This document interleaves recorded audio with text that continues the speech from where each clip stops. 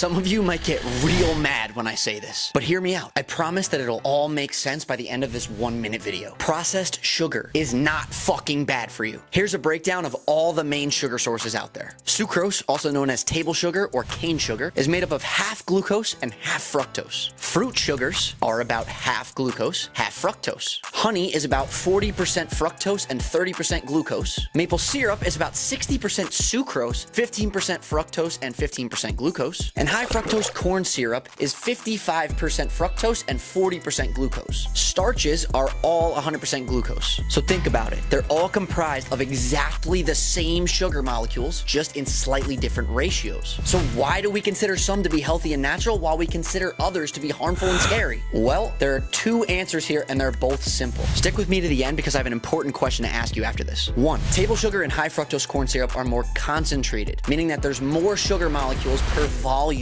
of food. This means it's a lot easier to overconsume it without knowing. But this doesn't mean that it's inherently bad for you. Think of isolated sugar like an isolated whey protein powder. It's essentially an isolated macronutrient supplement, and it works. The only difference is that it's practically impossible to eat too much protein, while it's very possible and even easy to eat too much carbs. But it's not the sugar's fault that you ate too much of it. Number 2, table sugar and high fructose corn syrup lack minerals that accompany the natural sugars from natural food sources. Some of these minerals, like magnesium, potassium, and zinc, are all necessary for sugar metabolism. So adding in lots of sugar at one time without adding in any of these minerals can quickly deplete your reserves of these minerals. But you can always just also eat mineral-dense foods like meat and eggs with your sugar. Now, this is why I recommend micronutrient-dense sources for your macronutrients. But if you're choosing very specific macronutrient targets for very specific body composition goals, then consuming things like isolated whey protein or isolated processed sugar could be a useful tool to help you hit those targets. After watching this video, did your perspective on processed sugar change in any way whatsoever? If so, how? Let me know in the comments.